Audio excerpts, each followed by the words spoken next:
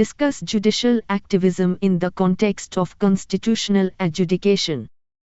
Judicial activism means the rulings of the court based on political and personal rationale and prudence of the judges presiding over the issue. It is a legal term referring to court rulings based, in part or in full, on the political or personal factors of the judge, rather than current or existing legislation. According to Black's Law Dictionary, judicial activism is a philosophy of judicial decision-making whereby judges allow their personal views about public policy, among other factors, to guide their decisions. The judicial activism was evolved through the process of judicial review, which can be pursued from the unwritten constitution of Britain during the period of Stuart, 1603 to 1688. In the year 1610, the power of judicial review was acknowledged for the first time in Britain through the activism of Justice Coke. The then Chief Justice Coke stated that if a law made by Parliament breached the principles of common law and reason, then it could be reviewed and adjudicated as void by the judiciary. Judicial activism in India implies the authority of the Supreme Court and the High Courts, but not the subordinate courts, to declare the regulations unconstitutional and void if they breach or if the legislation is incompatible with one or more of the constitutional clauses. According to S.P. Sate, a court giving a new meaning to the provision to suit the changing social or economic conditions or expanding the horizons of the rights of the individual is said to be an activist court. The Supreme Court of India in its initial years was more a technocratic court but slowly began to become more active through constitutional interpretation. The court became an activist through its involvement and interpretation of law, statutes, but the whole transformation took years, and it was a gradual process. The origins of judicial activism can be seen in the court's premature and early assertion regarding the essence and nature of judicial review. India's judicial activism can be positive as well as negative. A court engaged in altering the power relations to make them more equitable is said to be positively activist, and a court using its ingenuity to maintain the status quo in power relations is said to be negatively activist. Judicial activism reflects the suggested patterns in the administrative, namely, expansion of hearing privileges over administrative lapses, extension of judicial control over discretionary forces, expansion of judicial review over the administration, and extending the conventional translation guidelines in its quest for financial, cultural, and academic goals. Course of judicial activism. After the independence, judicial activism was almost silent for the first decade. The executive and legislative organs of the government actively dominated and intervened in the working of the judiciary. It was in 70s the apex court started viewing the judicial and structural view of the constitution.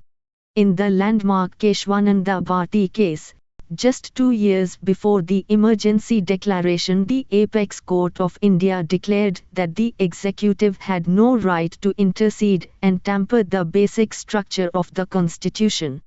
Though the judiciary could not prevent the exigency imposed by the then Prime Minister Indira Gandhi, the concept of judicial activism started gaining more power from there. In I.C. Golkanath and Ors vs. State of Punjab and Anars, the Supreme Court declared that fundamental rights enshrined in Part 3 are immune and cannot be amended by the Legislative Assembly. Landmark cases of judicial activism in Hussainara Khatun, I.V. State of Bihar. The inhuman and barbaric conditions of the under-trial prisoners reflected through the articles published in the newspaper. Many prisoners who were under trial had already served the maximum persecution without being charged for the offense. An advocate under Article 21 of the Indian Constitution filed a writ petition. The apex court accepted it, held that right to speedy trial is a fundamental right, and directed the state authorities to provide free legal facilities to the under-trial inmates so that they could get justice, bail, or final release. Another important case, Sheela Bars v. State of Maharashtra. A letter written by a journalist was addressed to the Supreme Court avouching the custodial violence of women prisoners in jail. The court treated that letter as a writ petition and took cognizance of that matter and issued the apposite guidelines to the concerned authorities of the state. In Sunil Batra v. Delhi Administration, the court exercised its epistolary jurisdiction, and a letter written by a prisoner was treated as a petition. The letter supposed that the head warden atrociously inflicted pain and assaulted another prisoner. The court stated that the technicalities cannot stop the court from protecting the civil liberties of the individuals. Some instances when the mechanism of judicial activism turned to the judicial overreach. The Parliament of India has held responsible or accused the judiciary for intervening and overreaching its constitutional powers. In the Supreme Court Advocates on Record Association v. Union of India, the National Judicial Appointments Commission, (INJAC) Act, and the constitutional amendment was declared unconstitutional by the Apex Court and the judgment was delivered with the majority of 4-1. The act was declared unconstitutional as it was violating the judicial independence, and the existing collegium system pertaining to transfer and appointment of judges again came in the operation. Justice Kher said, "The absolute independence of judiciary from other organs of governance protects the rights of the people." Loga Committee report on the Board of Control for Cricket in India. The Supreme Court established the Loga panel amid accusations of Indian cricket corruption, match fixing, and betting controversies. In an effort to bring law and order back into the BCCI, the committee was set up. The committee recommended some points such as BCCI should come under RTI, cricket betting should be made legal, and only the bodies that represent states should have the voting rights, while teams such as railways and services should be given the status of associate members without any voting rights. But these recommendations were treated as judicial overreach as BCCI is an independent body not controlled by any state or central government, so the Loga Committee has no authority to declare such recommendations. In Christian Medical College, Vellore and others versus Union of India and others, the Supreme Court barred the states from conducting separate entrance exams for medical courses and ruled that undergraduate admissions to medical courses can only be done through the NEET. The government to be the judicial intervention regarded the rulings of the Supreme Court on the National Eligibility Cum Entrance Test, NEET, i.e. the single exam for admission to medical colleges, the reformation of the Board of Cricket Council in India, BCCI, the filing of the post of judge, etc.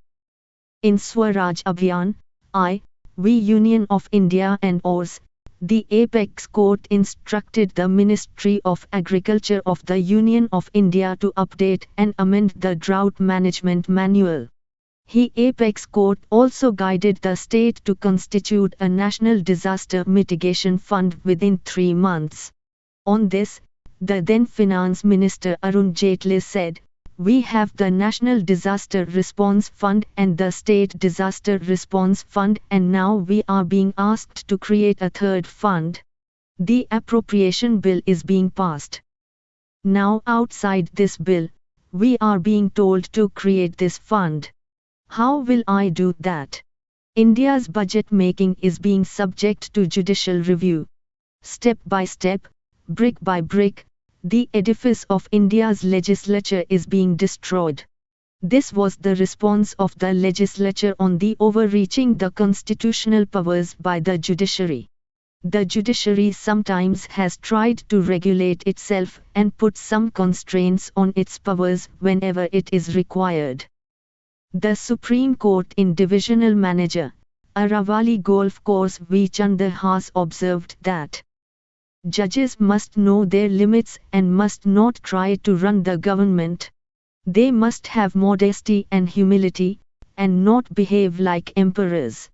There is broad separation of powers under the Constitution, and each organ of the state, the legislature, the executive and the judiciary, must have respect for the others and must not encroach into each other's domains. Strict scrutiny, test in constitutional adjudication, Indian experience. The need of the judicial interpretation has ever existed and persisted in every legal system of the world. Initially, the judges, in their eagerness to avoid the blasphemy of judicial legislation, bounded themselves with the rule of literal interpretation, which led to a number of absurd and inequitable results. Subsequently, in relation to the constitutional adjudication, the role of judges enlarged from literal interpretation to intent-based interpretation and finally to declaration in cases of vacant spaces. However, it was the Supreme Court of the United States of America, one of the oldest constitutional courts of the world, which bestowed upon itself the power of judicial review. It was this power which made courts the gatekeepers of fundamental rights and provided for the power of a court to hold unconstitutional and hence unenforceable any law, official action based on a law, or any other action by a public official that it deems to be in conflict with the basic law, that is, the Constitution. In exercising the task of determining whether a violation is in fact justified, the courts have evolved, educed and applied various rules of interpretation. The courts in such constitutional adjudication where the fundamental rights infringement were involved provided that these issues deserve an intense review. Several new tests evolved as an outcome of such need of intense review. One of the tests evoked and utilized by the court in such constitutional adjudication is in form of strict scrutiny test. This work emphasizes upon the meaning and genesis of strict scrutiny test, elements of strict scrutiny test, application of strict scrutiny test in USA, applicability of test in Indian constitutional interpretation and approaches of the courts in this regard. Lastly, it testifies the need of the test in Indian constitutional framework. 2. Strict scrutiny test, its intendment, provenance and elements. We seek not just freedom but opportunity, not just legal equity but human ability, not just equality as a right and a theory, but equality as a fact and as a result. A. Intendment, when a government actor makes a decision that confers benefits or burdens based on a person's status or membership in a particular group or class, e.g., race, gender, or age, and that decision is challenged, the legality of the decision must be analyzed under one of three levels of judicial scrutiny: strict, intermediate, or weak. Strict scrutiny test in its ingenious form can be said to be a standard of judicial review for a challenged policy in which the court presumes the policy to be invalid unless the government can demonstrate a compelling interest to justify the policy. Strict scrutiny test is one of the tests amongst the three tests utilized by the U.S. courts, the other two as the rational basis test, which is the lowest form of judicial scrutiny used in cases where a plaintiff alleges that the legislature has made an arbitrary or irrational decision. B. The heightened scrutiny test, which is used in cases involving matters of discrimination based on sex. According to Richard Fallon, strict scrutiny test is a judicially crafted formula for implementing constitutional values which ranks among the most important doctrinal elements in constitutional law. Strict scrutiny test, which evolved from the preferred freedom test, which itself was a revitalized version of clear and present danger test, provided for a tripartite test as follows. 1. Where legislation or other statement of policy abridges a preferred freedom on its face, the usual presumption of constitutionality is reversed, that is, the statute or other enactment is assumed to be unconstitutional, and that presumption can be overcome only when the government has successfully discharged its burden of proof. 2. The government must show that the exercise of the fundamental right in question constitutes a clear and present danger, or that the legislation relating that liberty advances a compelling interest.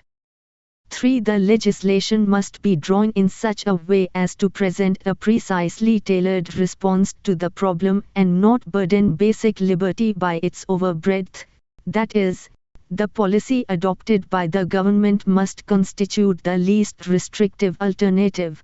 According to Professor John Ellie, courts should strictly scrutinize statutes of the kinds most likely to trigger suspect content tests.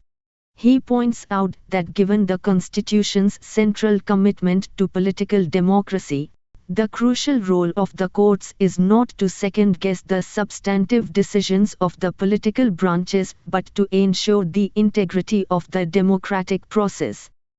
In applying the strict scrutiny to legislation containing suspect classification, the judges have used the above standards to judge laws infringing a preferred freedom.